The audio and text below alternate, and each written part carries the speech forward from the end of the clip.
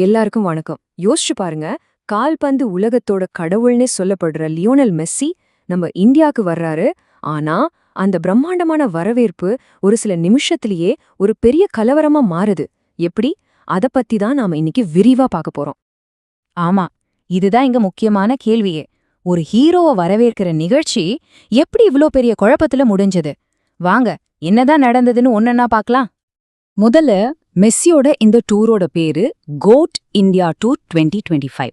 இதுல முதல் ஸ்டாப்பா அவங்க தேர்ந்தெடுத்தது நம்ம கொல்கத்தாவை. ஏன் கொல்கத்தா? ஏன்னா இந்தியாவோட கால்பந்து மெக்கானே அதை தான் சொல்லுவாங்க. அந்த ஊர் மக்களுக்கு கால்பந்து மேல இருக்கிற அந்த வெறித்தனமான அன்பு தான் மெஸ்ஸிய அங்க முதல்ல வர வச்சது. டிசம்பர் 13, 2025 அன்னைக்கே மெஸ்ஸி கொல்கட்டால கால் வச்ச அந்த மொமெண்ட் உண்மையிலே ஒரு சரித்திர நிகழ்வுதாங்க. ஏர்போர்ட்ல இருந்து அவர் போற வழி நெடுங்க 2 பக்கமும் ஆயிரக்கணக்கான ஃபேன்ஸ், ஒரே ஆரவாரம், கொண்டாட்டம். சொல்லப்போனா அந்த நகரமே மெஸ்ஸி மெஸ்ஸின்னு முழங்கிட்டு இருந்துச்சு. சரி, மெஸ்ஸிய வரவேற்கிறதுக்கு ஏற்பாடுகள்லாம் எப்படி இருந்துச்சு? அப்பப்பா, ரொம்ப பிரம்மாண்டமா பண்ணிருந்தாங்க. ஆரம்பத்துல எல்லாமே ஒரு கனவு மாதிரி அவ்ளோ அழகா எந்த பிரச்சனையும் இல்லாம போயிட்டு இருந்துச்சு. 70 அடி! சும்மா யோசிச்சு பாருங்க, 70 அடி உயரம். இது எதுக்குன்னா மெஸ்ஸிக்கு மரியாதை செய்யற விதமா வச்ச ஒரு பிரம்மாண்டமான சிலையோட உயரம். அடேங்கப்பா, அது எவ்ளோ பெருசா இருந்திருக்கும். இந்த சிலை திறப்பு விழா தான் அந்த நிகழ்ச்சியோட ஹைலைட்டே. ஸ்ரீ பூமி ஸ்போர்ட்டிங் கிளப்ல நடந்த இந்த விழாவுல ஒரு பக்கம் மெஸ்ஸி, இன்னொரு பக்கம் நம்ம பாலிவுட் பாட்ஷா ஷாருக் கான், 2 பேரும் ஒரே ஸ்டேஜ்ல. ஃபேன்ஸுக்கு இதை விட பெரிய ட்ரீட் என்ன இருக்க முடியும்? உண்மையிலேயே ஒட்டுமொத்த நாடே பெருமைப்பட்ட ஒரு தருணம் அது. ஆனா இந்த சந்தோஷம், இந்த கொண்டாட்டமெல்லாம் ரொம்ப நேரம் நீடிக்கல. சால்ட் லேக் ஸ்டேடியம்ல நிலைமை அப்படியே தலைகீழா மாறிடுச்சு. இங்கதான் அந்த கனவு பயணம் ஒரு பயங்கரமான கட்டத்துக்குள்ள நுழைஞ்சது. வெறும் 20 நிமிஷம். ஆமா, நீங்க கேட்டது சரிதான். வெறும் 20 நிமிஷம். அங்க கூடியிருந்த பல்லாயிரக்கணக்கான ஃபேன்ஸோட ஏமாற்றத்துக்கும் கோவத்துக்கும் அதுக்கப்புறம் நடந்த அத்தனை கலவரத்துக்கும் இதுதான் முக்கியமான காரணம். ஃபேன்ஸ் என்ன எதிர்பார்த்தாங்க, ஆனா நிஜத்துல என்ன நடந்தது?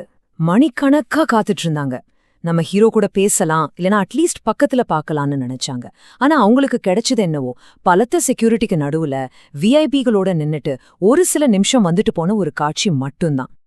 முதல்ல மெஸ்ஸி கொஞ்ச நேரம்தான் வந்தாரு. உடனே ஃபேன்ஸ்க்கு பெரிய ஏமாற்றம். இந்த நிகழ்ச்சி சரியாவே ஏற்பாடு செய்யப்படலன்னு எல்லாரும் கடுப்பாயிட்டாங்க.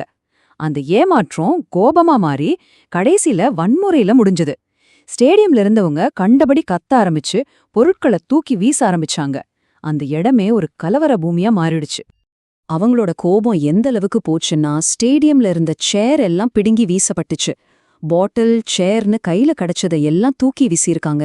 ஸ்டேடியத்தோட பல பகுதிகள் சேதப்படுத்தப்பட்டுச்சு. நிலைமை ரொம்பவே மோசமாயிடுச்சு. சரி, இவ்ளோ பெரிய பிரச்சனை நடந்துருச்சு. இதுக்கப்புறம் அதிகாரிகள் என்ன செஞ்சாங்க? நிலைமையோட தீவிரத்தை புரிஞ்சுகிட்டு அவங்க உடனடியா ஒரு பதில் சொல்ல வேண்டிய கட்டாயத்துக்கு தள்ளப்பட்டாங்க.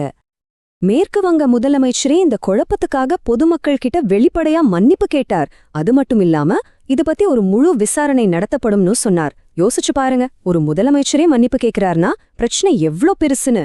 இது நிகழ்ச்சி ஏற்பாட்டுல நடந்த தோல்வியா அரசாங்கமே ஒத்துக்கிட்ட மாதிரிதான். கொல்கத்தால இவ்ளோ கசப்பான சம்பவங்கள் நடந்தாலும் மெஸ்ஸியோட கோட் டூர் நிக்கல.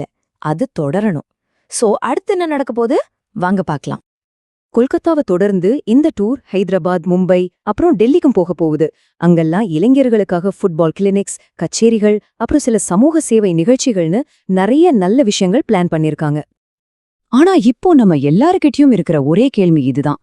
கொல்கத்தால நடந்த இந்த தப்புல இருந்து பாடம் கத்துக்கிட்டு மத்த நகரங்கள்ல நடக்க போற நிகழ்ச்சிகளையாவது சரியா நடத்துவாங்களா? இல்ல அங்கேயும் இதே மாதிரி குழப்பம் ஏற்படுமா? பொறுத்திருந்துதான் பார்க்கணும்.